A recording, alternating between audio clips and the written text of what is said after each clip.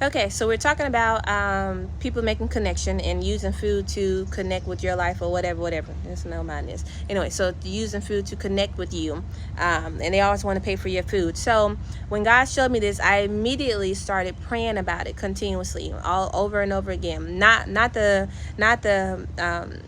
what he showed me about the woman in the wedding dress, but when God showed me that someone literally made a connection that day with the food that I ate. They sent me money for food, and then God showed me that night, hey, somebody's trying to make connection with this, isn't that? You need to pray about this. So I kept praying about it and all this kind of stuff.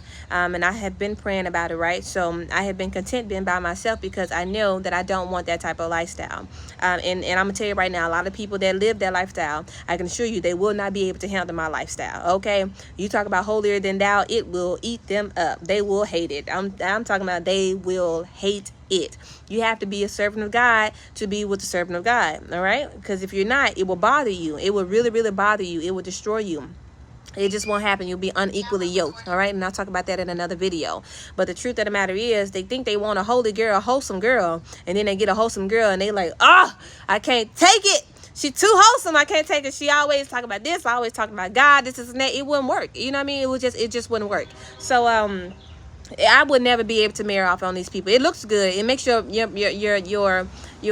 perception, your persona looks good, right? So they like, oh, I got me a good girl, and then eventually that good girl turns bad because she's dealing with this man who's bringing all these spirits and stuff into their relationship. So it just wouldn't work. Unequally yoked. So I started praying against that immediately, right? But the devil has not stopped trying to make this connection with me in my life. Like, he's still trying to pass me. I have no control over my life whatsoever. People think I'm kidding. I'm not. Like, I'm just here, just waiting to be set free. Like, I have no control. So the devil still thinks that he can make this connection in my life. He feels like he owns me, right? And God is like, no, I own her. She belongs to me. So I sit back, I try not to go against God's word because I know I belong to God. God is like, he is just taking control over my life completely.